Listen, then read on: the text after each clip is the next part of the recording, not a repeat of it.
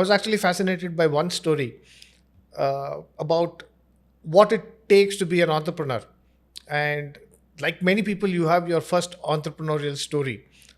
Of course, it might not have been in Bangalore, but I think the audience will be fascinated by that. Can you just regale us with that story? Okay. Well, entrepreneurship is such a exciting journey, and many people ask me that how did you, get into this? Especially because I did my engineering and then I did my management and worked with two companies, large corporates. So the people are curious to know that from corporates, how did you jump into entrepreneurship? In my case, I've honestly, if you just look back at my life, my childhood, etc., I think I've been inherently entrepreneurial. If I look at how I think, what excites me more than thinking, what excites me. As a young kid, I remember we were in Shillong. We used to live in Shillong. My dad was posted there in a government service, and I was in maybe sixth standard or seventh standard. And at that point in time, one of the summers in that time, we were like bored, and this is the pre-TV, television, all that era, right? You have nothing to do except looking at at sleeping or just chit-chatting with friends. At that time, I remember, three of us as friends, we thought, why don't we start something? And I distinctly remember this because even from that age, starting something new, which is the essence of entrepreneurship, has always been something which has been with me. I've always been this guy who wants to start new things, new projects, and all that.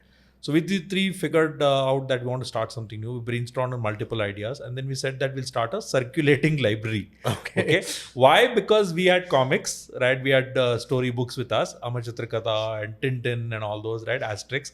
And we said that that might be of interest to the other kids. We thought of what will interest the other kids. People said that, see, some of you have comics, all of us don't have. And we were living in a P&T colony, and in that colony, the other kids. So we said that this could be a good idea.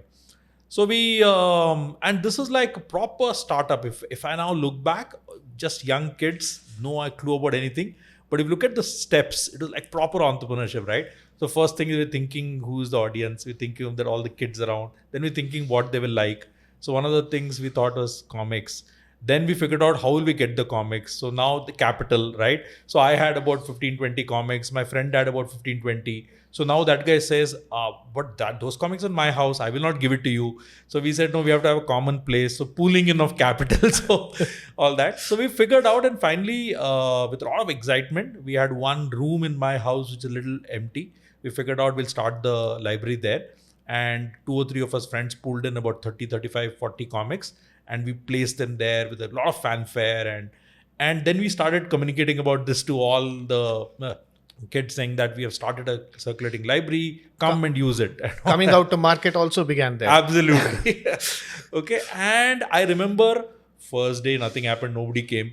Then we all started playing and doing other things. Then we started talking about it. Second day, nobody came. Third day, nobody came. Fourth day, nobody. Almost a week has gone by. Nobody's turning up to see those, not to even see the comics. Forget the memberships and all that kind of a thing.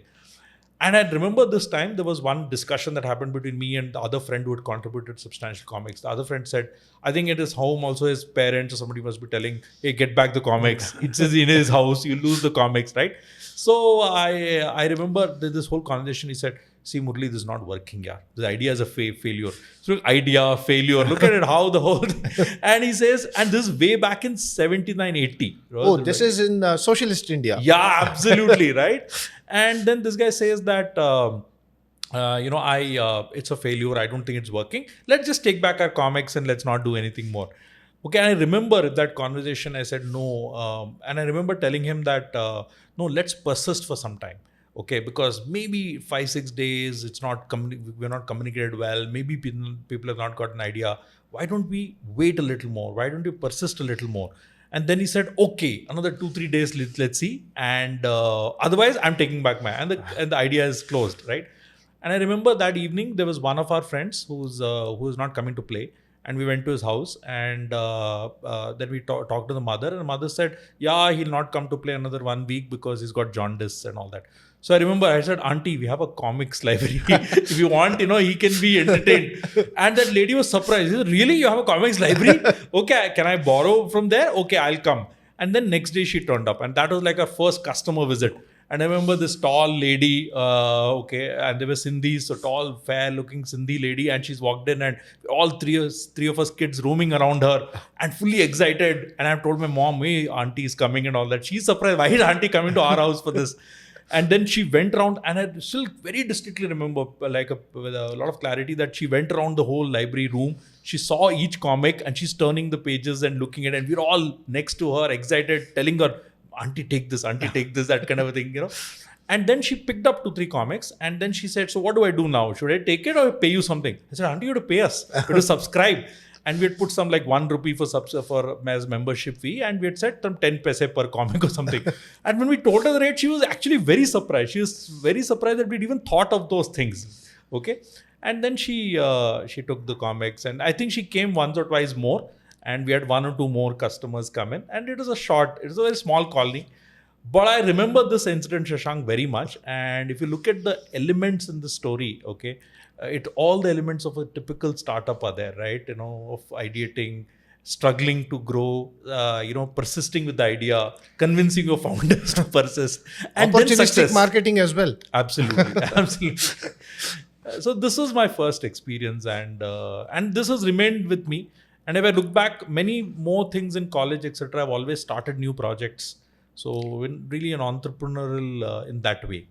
So you would say that's a bent of mind that you were born with, and that has continued on. Correct, correct.